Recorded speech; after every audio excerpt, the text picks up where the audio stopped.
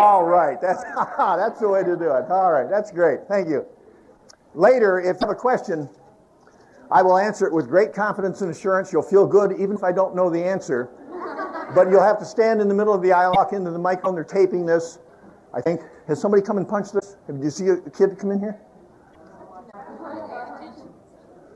Well, then you'll just have to remember what I said. It's okay.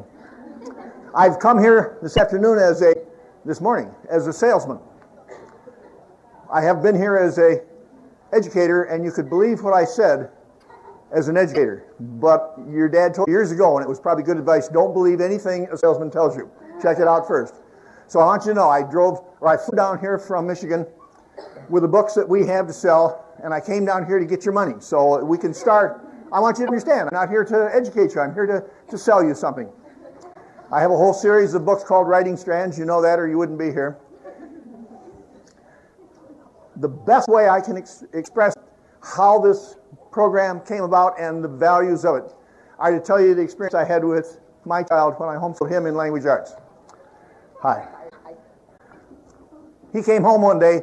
He was in the 4th grade, and he had a brand new teacher, young man from Western Michigan University. He said, "Dad, I got to write a story tomorrow." And I was excited. I wanted him to have a good education. Great. What did this guy tell you about how to do that story? And he said, "I got to give it to him first thing tomorrow." I said, "Great. What directions did he give you for writing the story?" And he said, "I'm supposed to put it on one side of the page." And I said, "Okay. Well, what else did he say?" And he said, "That's it." Well, had he taught you already how to write stories? No. Had you analyzed stories? No. He said to me, "How do I do it, Dad?" And I turned to my wife. Now, if you ladies can work this kind of a deal in your homes, this will really be beneficial. My wife organizes for our family, and it works beautifully. It gives me a lot of reinforcement, and she's what she knows we need. She's very smart, and I'm kind of creative. And so she tells me what to think.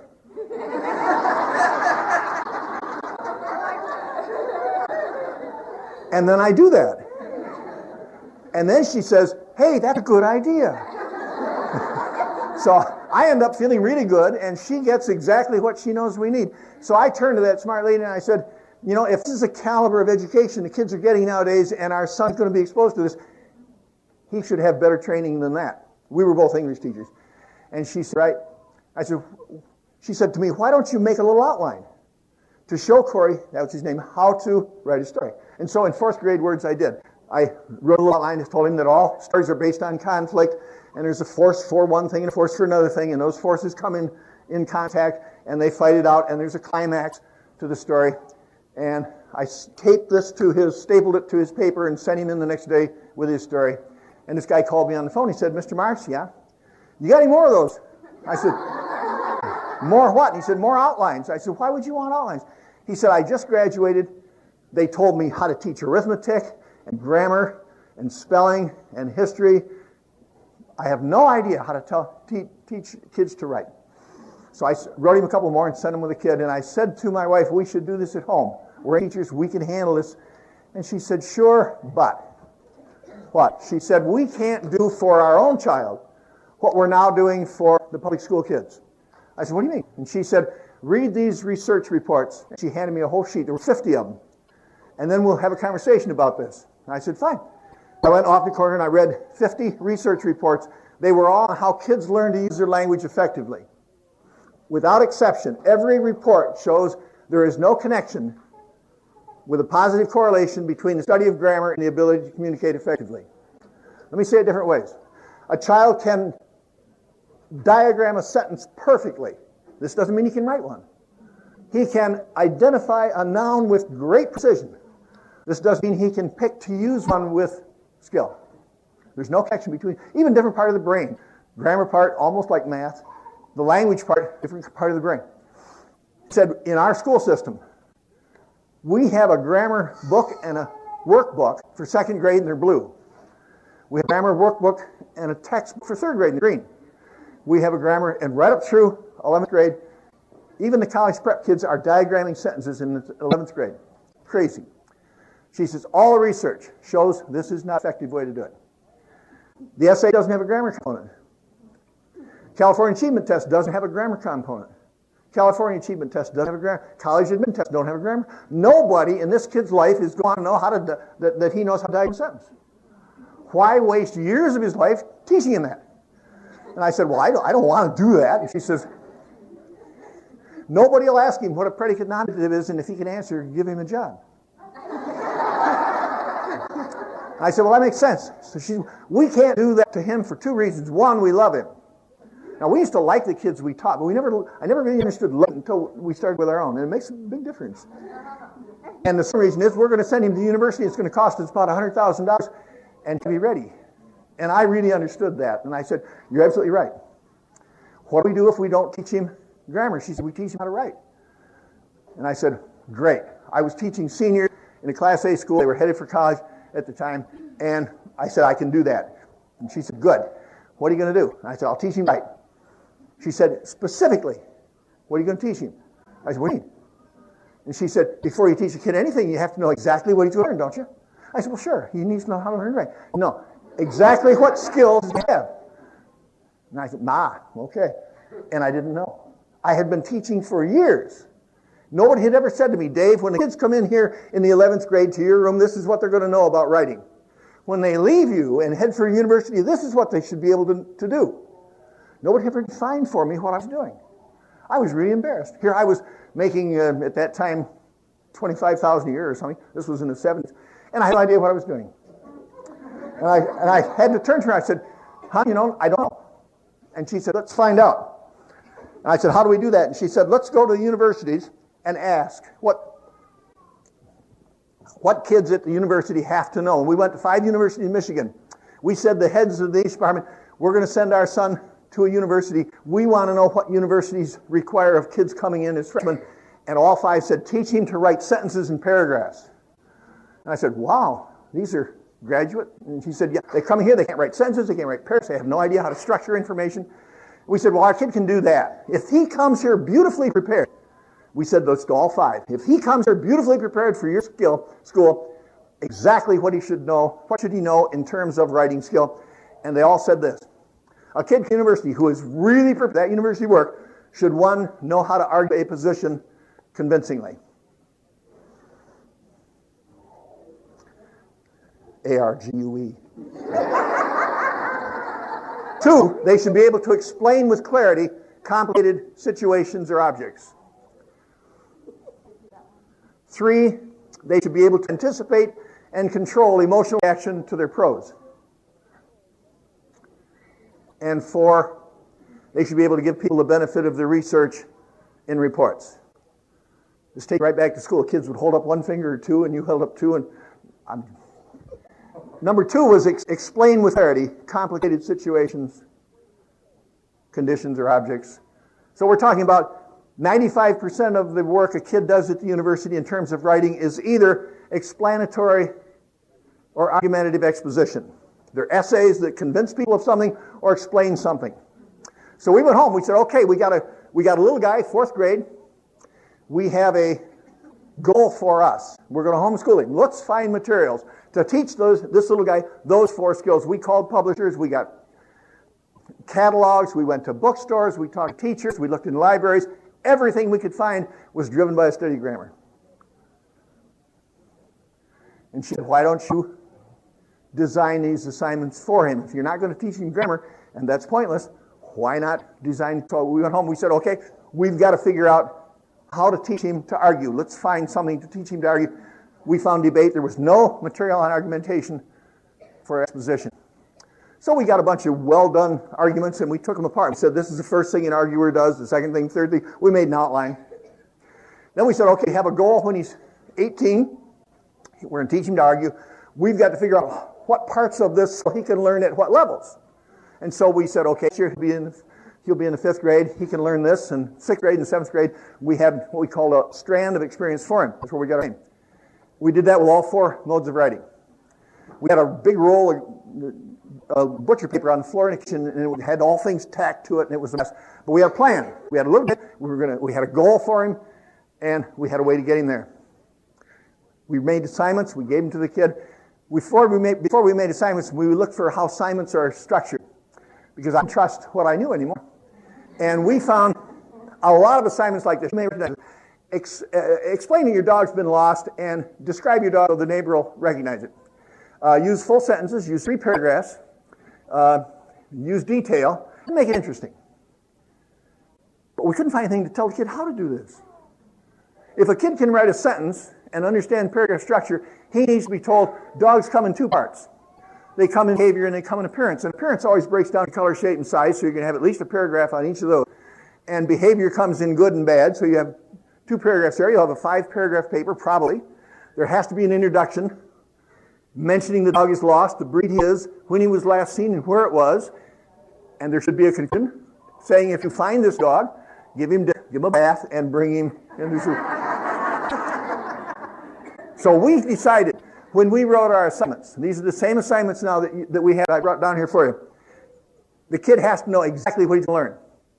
I've talked to a lot of homeschooling moms, and I asked them, well, what sort of experience has your child had in writing? And a lot of folks say, well, we don't have a program for that, but my child does a lot of diary, what is it? Journal writing. Every night she writes in a journal. Loves it. And I say, well, do you correct it? No. It's a journal. Well, do you always read it? Well, sometimes it's private, and I don't always read it.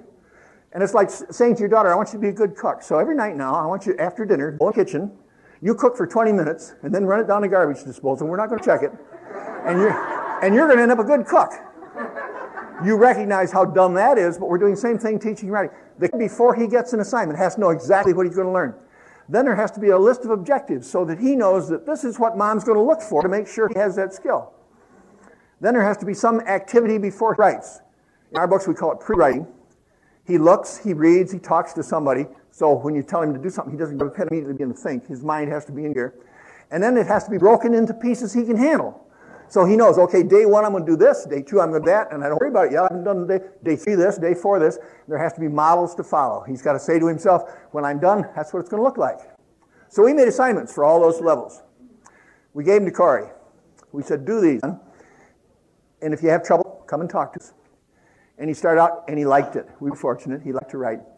And he was 12, and he'd finished. And his bright mama said, what are you going to do now, Dave? And I said, wow, I don't know. I planned on him being 18. And she said, well, he's done.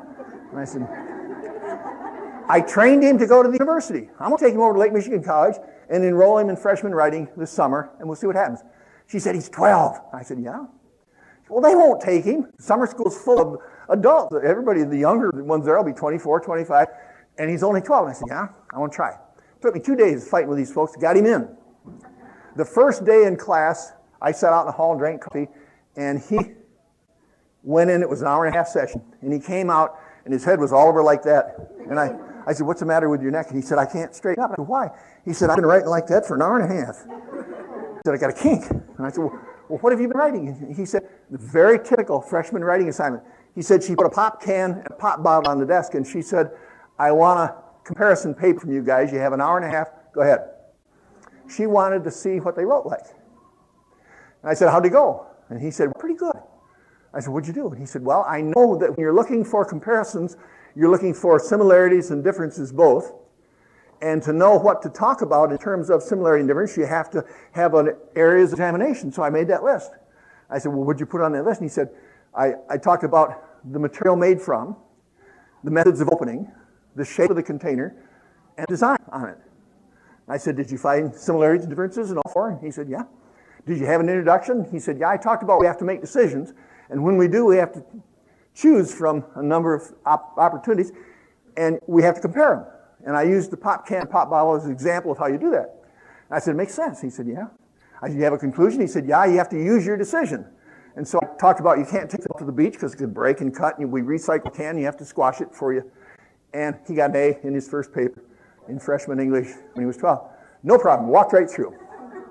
He got an A in that semester's work at that junior college in that summer. Then he went to Kalamazoo College.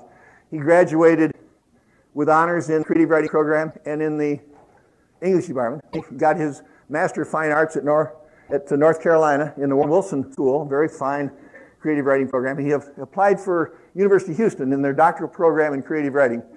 They have hundreds of applications every year. They take 3 in their poetry doctorate. He was their first choice that year. He's just finished his 4th year of that doctoral program. He's been published all over the country with poetry. His poetry is so good, I read it, I cry, I can't help it. It's just absolutely beautiful. He's been in, if you know the magazine Paris Review, he was in the last 2 and he'll be in the next one. That's the one that introduced Hemingway and Faulkner and the biggies. Very, very proud of my kid. Now here's the point. He has never in his life diagrammed a sentence.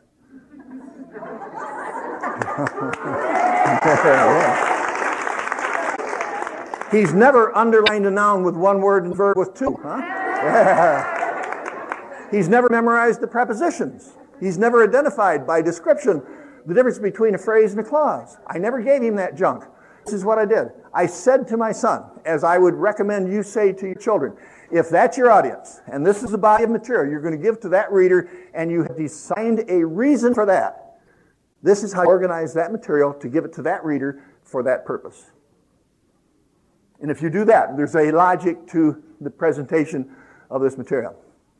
So, we had other homeschoolers say to us, why don't you publish this? So I said, okay. And I printed up the books and I had them delivered. I had a living room full of books. And I said to my wife, now what? And she said, sell the books, Dave. No, she's the practical one in our family. That was 11 years ago. Since then, we're just a ball with this program. We're all country. Of course, we're in about 15 different countries. And we're having a lot of fun. So we have, and this is what I brought for level 1, which is designed for kids when they're about 4 years old until maybe we did those activities with Corey until he was almost 9. Level 1 is designed for kids that language is exciting and fun to. They have a good time with it. So if you got a little guy, I got to come warn you, this level 1 it will produce a strange child. Yeah. If you want a normal kid, probably shouldn't get level 1. I'm quite serious because your kid will love language and won't understand him. Let me give you an example. He was in diapers. He was maybe, when did they quit? 13, 14? He was younger than that. He was sitting on the couch and I was in the living room and I lifted this little skirt on the bottom of the chair and I called the frogs that lived under there. I said, come on, frog, come on, frog. And I could see him watching and I caught a frog. And I could see him crawling across the floor to see. And I showed him the frog. She's looking. And I showed it to him. And he looked. He couldn't see the frog. And I showed him it. And I tried to get away. And I caught it. And he saw the frog. And that was really exciting. I wanted him to see the frog. And so he caught his own frog. And then we had a frog race. And I had Ralph and he had Jim. And we were cheering on our frogs. And my wife came in from the kitchen. And she said, what are you doing? I said, we got a race going with our frogs here. Oh, she went back. She's practical. And I kept doing kind of things like this. And those sort of activities I put in the little 1 book. He was still in diapers. We went to the zoo in Chicago. And they had a new orangutan exhibit. A great big glass cage. And they had just got this orangutan who was a female, great big thing. And I had finished Desmond Morris's book that year where he explains about how primates communicate. And how they don't act aggressively to each other if they want to communicate. And I thought I would try it with this orangutan. And my wife was here. Corey's in diapers in her arms. And the first thing these orangutans do is they don't get an eye lock because that's very threatening for a primate. And so if they want to communicate with another orangutan, they look away and they glance up. And so I started doing that. And pretty soon she did it back. And here she was going. And the next thing they do to show they want to be friendly is they groom themselves. And so I started this. And she did that. We're having this conversation. We got a crowd. It's a little embarrassing now. And she started moving toward the glass. And she's huge. I wasn't in any danger. My wife was right there. The next thing they do is they offer to groom the other primate. And so I reached out to groom her, and I did this. And she did that. She came right up, and she put her nose right against the glass on her side. And I stepped up and put my nose on my side. Our eyes were that far apart. Great, big, beautiful brown eyes. And I had this intense relationship with this huge female. On the way home, we talked about primate communication. And apparently Corey had been listening to this. It was about 3 weeks later, and our house next door had been vacant, and a lady bought it. And it was in the summer, and she came over and banged on the door, and she said, "Hi, I'm so-and-so. We just bought the house next door. I want to introduce myself." I said, "Come in." And I said, "My wife's at the grocery. She'll be back in a minute." There's my son over there. "Corey, meet my son, and I'll make us some lemonade." She tried. I came back from the kitchen, and the neighbor was like this. Corey was on his hands and knees in his diapers on the back of the couch, grooming our new neighbor. I wasn't really sure if he was playing with ideas or if he was really serious. But we kept doing things like that, and he was maybe 7. And this was in the 70s. And we had to have tires for the car that year. And we needed, I wasn't sure, radial ply or bias ply, and you couldn't mix them. And we talked about that on the way to the tire store. And Lee said, "Stop somewhere." And my wife, she said, "Stop somewhere. We got to get shoes for Corey. He wants sandals for summer." Okay. And we were in a shoe store, and the guy showed us some sandals, and they had tire treads on the bottom. They looked like their old tires cut up or something. And here's this kid, 7 years old, and he has these 2 soles here, and he says, "Sir," young salesman, he said, "Sir, can you assure me," kid 7, "can you assure me that these 2 sandals are either both bi-ply or radial ply?" And the guy, "I have no idea. What do you care for?" And Corey says, "Well, they don't corner right if they're not saying." Must not have been a very sharp guy. He said, "Just a minute, I'll go check with the manager." He went in the back and talked. The manager came out. He's a little sharper. And he said, "Well, what's the problem here?" And Corey said, "Well, these have got to," and he went through it. And the manager says, "I guarantee you, they're both either bias ply or radial ply." And Corey said, "We'll take them then." And I really loved it, because here's a 7-year-old had fun with words and language with an adult. That was exciting to me. So we were on the right track. And it was working. So we kept working. He was 9. We went to a grocery store one winter, and it was about Christmas, and they had the bell, what is it? Salvation Army. And it was great, big, heavy lady ringing this bell. We went in the grocery, and we came out, and there'd been a shift change or something. Here was a little skinny lady ringing a bell. And Corey glanced at her, and he said, "Wait a minute." And I said, "What's the matter?" He said, "Just stand here." Okay. And he went to her, and he's talking loud enough for me to hear. And he said to this little skinny lady, "See that man there?" And she said, "Yeah." "Well, that's my dad." "That's nice. Notice he's about 15 pounds overweight." And she said, "Well." And he said, Can he ring that bell for maybe 10 minutes?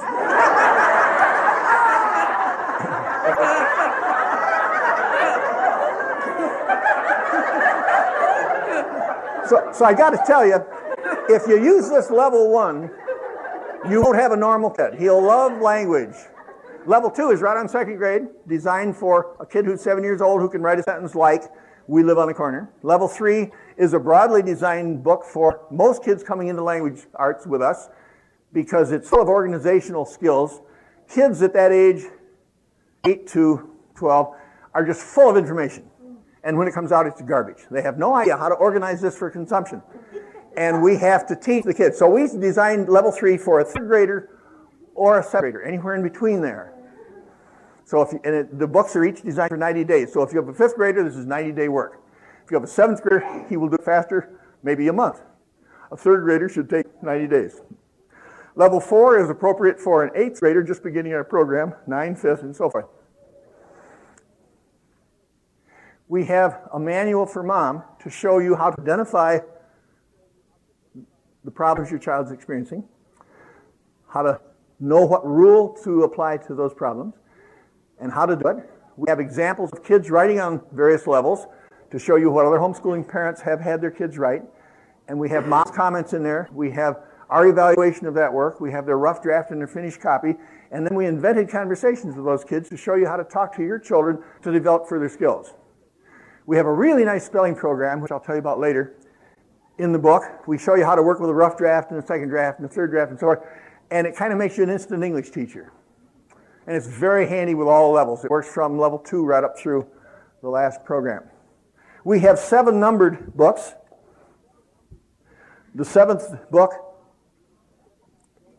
we would think is probably 11th grade skill in an extremely sophisticated writing program for a private academy or something. We introduce kids to the idea of explanatory exposition and research writing and reporting in level 6. In level 7, we give them the first experience with argumentative exposition. We have a final book for kids, because our program is designed to get kids into the university, called Writing Exposition. which contains an example of every kind of essay a child should run into in his undergraduate work, clear up to his senior year. And we teach kids how to write the SAT essay, the college application essay for college, and the freshman orientation essay for placement in freshman English. And we've had very bright high school kids do those papers in the back, and you can have a comparison for your children. They can write the paper and then see what somebody else did. Or if they're normal kids, they'll see what else did, and then they'll write the paper. But anyway, they can compare themselves. So we have then a program to get you ready and able to teach your kids to write at a level the universities will accept. The President's Report Card. When we started this, for 10 years, the President had said, every spring he makes a statement to the country. He calls it the President's Report Card, and he talks about the state of education in America. At that time, for years, 85% of American kids could not write the sort of universities required when they were seniors in high school. We do not train kids to do this. Last year, it was 83% could not do it, so we've improved. The great majority of kids that are going to the university, they cannot write those kind of papers. If your kids go through this, I can assure you, it doesn't mean anything to you, you don't know me, but I would assure that your kid will, if he goes through with confidence this writing exposition, he can go to the best universities in the country and walk through any writing assignment they give him. We're teaching him exactly what he needs to know in those terms. We have a reading of our language arts program. When I was a little guy, people thought that the creator in the process of reading and writing was the author, and he put the material in the book or the page, and the reader came along, he absorbed that information, but we know this doesn't work that way anymore. I remember I was in the 7th grade. I had a teacher named Flaherty. I hated her. She was a lovely elderly lady, but at the time, she was the one who said, Dave, you can't go and play ball at noon. They could do that those days. Until you learn the prepositions. Everybody in this room has memorized those prepositions except you. So you're going to have to come here after lunch and memorize prepositions. And I did. And I can still do it in, on, into, over, under, too far from, you know those. And I could hear the kids out there playing ball, and I memorized. I've written 15 books. I taught for 30 years. I raised my own kid and homeschooled him. I have never yet been in the middle of a sentence and said, that's a good spot for a preposition. Let's see, what's available here? In, on, into, over, absolutely pointless action. Anyway, this is a teacher who said to the class, in this story, this is what the author wants you to get from it. This is the theme of this story. And she had told us that this guy had been dead for years. And I was sitting next to a real sharp little kid, and I turned to him. I can still hear his voice. I said, how does she know this is what the author meant? This guy, she just told us, has been dead for 200 years. And I can hear this little guy. How old do you think she is, Marx? That's kind of silly, but the point is, nobody knows what that author meant. When an author writes, there's a blank piece of white paper, he put black marks on it, and he goes away, and he has no control over what that means. Those black marks, of course, are symbols for letters, and the letters are symbols for sounds, and the sounds in combination produce words, and those words in combination produce sentences, and they in combination produce concepts, ideas, and understanding. But the author's gone. All of that process is in the mind of the reader. Anybody with a 7-year-old son? Lady, first one to hand up, what's his name? Please turn the tape over for continuation of the program. James, we have a James. If there's a story and it has the word war in it, James reads the story, he's 7 years old, and Dave, 43? 51. 51, he reads the same story. James and Dave have to read different words for war. I've had this long history in my family with bad war. James hasn't had it.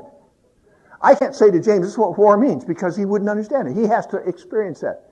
If we multiply the difference in that one word by all the words in the story, James and Dave had to have read different stories. And I can't say to James, this is what the story means. The best I can do for James is to say, James, this is what this story means for me. And here is a tool you can use to determine what it means for you. And I can show him how to extract meaning from that literature. Mortimer Adler, anybody familiar with the name? Good. University of Chicago, 40 years philosophy teacher, one of my heroes. He designed the program for the Great Books program in discussion. Saw him 3 years ago in Kalamazoo in lecture. He was 92. About this big around, about this tall, with this huge brain. Wonderful man. He said this. When he said it, I got goosebumps all over me that day. When I talk about it now, I get them on my arms only. I'm getting better. He said this. He said, if we can save America. I never thought we couldn't. He said, if we can save America, we can only do it through the kids. It's too late for us. In order to save our country and our culture, we have to give the kids of that culture the values of our culture. And we can only give them the cultural values if we give them the literature of the culture. And we can only have them internalize the values of the culture through the literature of the culture if they identify with the heroes of the culture. And that's not rock stars, that's not football players, that's our cultural heroes. And we can't give them the cultural hero identification process unless we discuss those ideas with the kids. He said this, he said, you got to talk to kids about their book. Not to them, but with them. You talk with your children about their reading. So we put together years before this, and we were glad to hear him talk about this way, the book called Writing Strands. We have in it the techniques of interpretation listed in the index, dozens and dozens and dozens of them. Those are all the techniques we could find, tools for kids to get into literature and take it apart. Because what we have in literature is we have this situation. We have a bright, perceptive artist who has looked at what we call the condition and has said that's what it means to be alive, and he incorporates that in his fiction, and along comes the kid. If he's going to understand what that man knew about living and use it in his life, he's got to be able to get in there and dig it apart. Those are the tools he'll use to do it. To teach him those tools, you pick one every other week. We recommend you teach Reading Strands one week and Writing Strands the next, and alternate. This will give you 180 days because the books in writing are each for 90 days. You pick the technique, you turn to the middle of the manual, and it's how to teach that technique. It tells you how the technique works. It takes you 10 minutes to read. The child reads Monday, Tuesday, Wednesday, Thursday, and on Friday you have a conversation with him. In the beginning of our Reading Strands books, we have dozens of examples of the Socratic method of teaching, the way Socrates taught. If you're not familiar with that, it doesn't matter. He's a dead Greek. Anyway, he said this. He said, my students have had an experience. They don't know what it means for them. If I tell them what that experience means, they'll understand that and believe me. But if I'm not there, they won't know next time. So instead of telling my students what to think, I've got to show them how to think. And then when I'm not there, they can do it. And so we teach you this process where you lead your child to understanding by discussion, not dictating, think this, think this, think this. We have listed in this book 1,000 titles broken down by age and reading level. The child gets the books from the library. He reads the book, you read the technique, and on Friday you say, hey, this is what I want you to know this week. I want you to understand this week that all conflict, all fiction is based on conflict. The conflict is either interior to the character or outside him. Interior conflicts are like guilt, anxiety, love, patriotism, faith. Outside is like trees, horses, dogs, money. And you can determine the type of conflict by looking at what keeps a kid from getting what or the character from getting what he wants. Now, I didn't read your book, hon. You tell me, who's the main character? Bob. All right? What did Bob want in this book? Well, he wanted a horse. Why didn't he go buy a horse? We didn't have any money. Let's look at money. That keeps him from getting his horse. Is money outside the character or is inside? He's outside. Okay. Why didn't he have any money? He didn't have a job. Is that outside or inside? Outside. Why didn't he have a job? Dad said he was too young. He couldn't work. Outside. Yeah. The child now recognizes he has an exterior conflict. He knows, because you told him, that if character is going to be successful in this conflict, he's got to change some aspect of the outside world. If he had an interior conflict, he would, to be successful, have to change some aspect of himself. This is something he can use all the rest of his life. Every book he reads, he'll recognize the nature of the conflict and anticipate what the character is going to have to do to be successful. This is what Adler says. Years from now, he'll have a conflict with his neighbor friend, a little kid. He can say to himself, I'm having this trouble with Billy. I really like Billy. I want a friendship to continue. And I've got to identify our problem. Is this interior or exterior? If it's an interior conflict we're having, I've got to change me in order to be friendly with this guy. If it's an exterior, I've got to change something that we both see outside. That's how we use our literature experience. We have a communication. We're a little pushed for time here. I know a whole hour's worth of stuff. My wife pays me by the hour, and I only get to talk to you 50 minutes. So I want you to know I'm suffering here with this. We have a communications book. What we recently got into homeschooling is because we want to protect our kids from the garbage that's out there. This is one of our goals. And I imagine you have that same feeling. So when the kids say something really stupid around the house, we say, that's interesting, honey. Why do you think that? That doesn't seem consistent with anything we've talked about in the past. Explain yourself, please. And when they get to the university, they say something dumb, and somebody says, boy, yes, that's stupid. I want 4 reasons why I should believe that garbage. Wow, big change. They get into a very competitive university situation, and they have to be able to defend ideas. They have to be able to ask questions in an academic situation and not have to have the class go, you've heard those. Answer questions that are specific, and now know how to meet people, how to shake hands, how to use eye contact, how to reinforce what other people say, how to have disagreements without arguments. When dad has done something really, or the kid has done something really dumb and dad's furious at him, it shows him how to reduce dad's aggression, get dad to deal with him in a rational level way. A lot of help for these little guys who have been sort of clustered. We call it communicating and interpersonal relationships. There are a lot, each skill that he's developing, we tell him what he has to understand about that skill, and we give him an activity which will teach him that. And he does some of it outside the family and some of it in so forth. So, you have then available the writing, the reading, the discussion with parents, and the communication skills for personal talking with friends and relatives and neighbors. This gives you language arts. If you've been, I asked my wife this, I said to her before we started, I said, well, if this is true about grammar, why do we do this? And she said, think of it this way, Dave. At that time, there were about 20 million kids in American schools, and she said, if the publisher of grammar books can convince teachers, administrators, and parents that kids have to know grammar before they can write, they can sell an $11 grammar book to the kids every year for 10 or 11 years. And she said, so that's 20 million kids times 11 times 11. She said there's a tremendous monetary investment in getting kids to, that's not very pretty. I had a conversation with a lady who was working on the curriculum for one of the major producers of textbooks for homeschoolers, one of the biggies.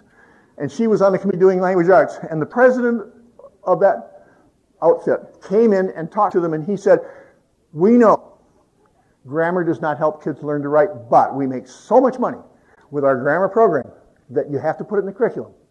We'd go broke if we didn't sell grammar. Wow, that's not pretty, but it's there. The research will back it up. There's a book, if you're a reader, try Steven Pinker. Very brilliant psycholinguist, MIT. He reaffirmed Noam Chomsky's work of 28 years ago. Chomsky said people are born with the hardwiring for the destructure language understanding. In other words, we have a gift. Horses, dogs, animals don't have it. Humans were given the gift of communication with language, grammar, understanding wired into their brains. So I said, are you absolutely sure? And she said, think of it this way, Dave. If we had to say to kids, or we said to kids before they talked, the same thing we say to kids before they write, you can't talk until you figure out the subject, the verb, and the object of your sentence, and the tense and the person. And when you figure that out, now you can talk. What would he like? I said, what do you mean? She said, well, get in mind now. Here's the bright lady using the creative guide. I said, get into the mind of a 4-year-old. You're at the grocery store. You have to go to the bathroom. And mom has said to you, don't talk to me until you figured all that out. Okay. Let's see. Mom, yeah. It's me, so that's the first person. And I probably ought to be alone. That's first person singular. And my verb, but it better be right now because we'll use present tense. And by the time this little guy's got this figured out, we got here is a pretty wet grammarian. But we don't have a communicator. And I laughed and I said, boy, that's kind of dumb. She said, it's exactly what we do. She said, kids couldn't talk any more than they can. The kids who haven't run through it, my little guy, when he was writing, it flowed out of his fingers just like it does out of his mouth. What happens, we get between the kids and their production with the rules of production and the distributability and their fluidity with it. So, 2 things you should know before you get out here. One, if you don't buy our program, I can't imagine that, but if you don't, you should know this about what kids need when they write. They should have 2 things done for them. One, they have to feel good about their effort. Now, in a public school, we really value this. Kid turns the paper, we give him the same, he writes the paper, and we mark it all up with red, and show him everything he did wrong, and we give it back to him, and he says, B or D or whatever it is, and he throws it away, and the next time he makes the very same errors. He has to feel good. Think of it this way, if you can. If you made an apple pie for dinner, and you laid it in front, a piece of it in front of your husband for dinner, and he ate pie and he got up and went and watched TV and he didn't say anything, you might go in, well, did you like the pie? Well, I want to talk to you about that, dear. Those little thumbprints around, I counted those, and it was an odd number. Wasn't an even number. And the lines to let the air out, you cut with a knife, those were not all the same length. And there was a little too much sugar on it. You know I'm on a diet. And right in the center, at the point of the cut, it was a little gooey on the bottom. I don't think you left it long enough. You'd never make him another pie. But this is what we do with kids. They write, they hand us the paper, and we show them how dumb and bad they are. And then we're surprised they don't want to write again. And they say things like, I'll clean the basement. I don't want to write. I hate writing. Of course they do. Every time they do it, they get hurt. Why do it? It doesn't hurt so much if I don't do it. Mother yells at me, but I don't get beat up. They have to feel good. If your husband said, boy, that was the best apple pie I ever had, hon. You are so good with apple pie, and I talk about that at work. I want you to write out your recipe. I want to take it and give it to the guys at work, and their wives can make apple pie like you do, and we'll all get fat. This is wonderful apple pie. You give him apple pie until he bloated right out. This is what kids need. That's one of the two they need when they write. The second thing is they do not need to know everything they did wrong. What we're saying when we do that is you didn't do a very good job. You have all these problems. Next time you write, solve 31 problems. Now, I looked at your paper. It was 2 days late. It had 4 fragments. There were 6 run-ons. Some of the proper names weren't capitalized. The paragraphs weren't fully developed. It looked like the dog ate on it. It was a mess. Solve those problems. Next week I'll look at it again. Wow. He has to feel good, and he's got to have somebody say this to him. You pick out the least awful sentence in the whole paper, and you say, honey, that sentence right there is just absolutely beautiful. Read it to me, and you give it to him, and he reads it, and you go, oh, I can hear it in my heart. That sentence is lovely. I love this sentence. I thought it was my pager or something. And you call your husband, Ralph, Bob wrote this. Read that. Dad reads it, and he says, who wrote that? Who helped you? Nobody. You copy it? No. Boy, you're getting good. Read it to me. And he reads it to his dad. And his dad says, oh, wow. Does he want to bring his paper to you again? Absolutely. They love us. They want our approval. They want our encouragement. So, here you come back the next week. You find another least awful sentence. The first week, you say to him, that sentence that was so beautiful could be perfect if it started with a capital letter. Let me show you the rule. You take him to the grammar book, get it off the shelf, blow off the dust, open it up, show him every sentence in English begins with a capital letter. He's not a German shepherd. You tell him once, this way, and he'll understand it and do it this way. Next week, you'll find another least awful sentence. You say, oh, this week that's better than last week. This one, my whole body, I can feel the rhythm in this sentence. It just flows, and it's moving me. Read it to me. And here's Mom listening, kind of great. And she calls Ralph. Dad reads it. Boy, there's rhythm there. That's beautiful. Read it to me. And he reads it to his dad. And Mom said, there's a compound sentence. There's a rule. Let me show you that rule. She gets the grammar book, opens it up, shows him a rule for compound comma placement, and says to the kid, do this. Let me look. He does it. She reads it. Absolutely perfect sentence. Beautiful. Nobody could make a better sentence. Does he want to write? Does he want improvement? Absolutely. We have so many kids who say, I don't like English. I don't like to write. Why? Because every time they do it, they get beat up. So do that. With his, and then we got a couple minutes, I'll tell you about spelling. All the research in spelling says this. Spelling is taught to kids in America this way. It makes no sense. We give them a list of 10 words or 20 words on Monday. We say it's going to be a test on Friday. There's this condition in the human brain. There's a chemical that's excreted into the brain when there's a perception on the part of the individual that this is needed for a long period of time. So he looks at the list. His brain says, this is short term. I don't have to know this until Friday. He memorizes the words. On Monday, he has no idea how to spell his words. It works well. Not because he's dumb, because the brain works. It goes in a long-term memory bank only if he has about 17 experiences with that word. So we say to parents, do this with kids, whether you buy our program or not, doesn't matter. Take his spelling words from the mistakes he's made in spelling in the past. So using words he wants to use, there's a reason for him learning. One word this week. One word. You show him in the big dictionary the derivation of the word, the connotation, how we feel about it, where it comes from, and so forth. The prefixes and the suffixes, if there are any for that word.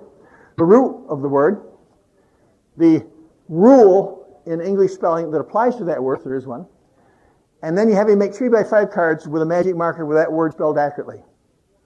Maybe 8 or 9 of them, and you put one, have him do it, put one over his bed on the ceiling. First thing he opens his eyes up this morning, he sees his word. Suppose he misspelled the word liberty last week. And he looks up and there's liberty correctly spelled. He sits up, there's one on the end of his bed. He goes in the bathroom, there's one on the mirror. Now, if you got 8 kids, it's a problem on that mirror. With 2 or 3, this works beautifully. He goes downstairs on the microwave, there's liberty, and on his breakfast dish, there's liberty, and on the TV, there's liberty, and over the den and by his study chair. You got to clue your husband in and say, I want you to talk for 30 seconds or a minute every night this week to our son about liberty. Dad will say, okay. Dinner time, kids sit down, and Dad says, I see liberty all over the house. What's going on? And he says, well, I'm learning to spell that word this week. And Dad says, that's kind of, I was seeing those words around. I was saying, liberty and freedom are very, very much alike. I wonder if they're synonymous. Is being free physically free and being at liberty?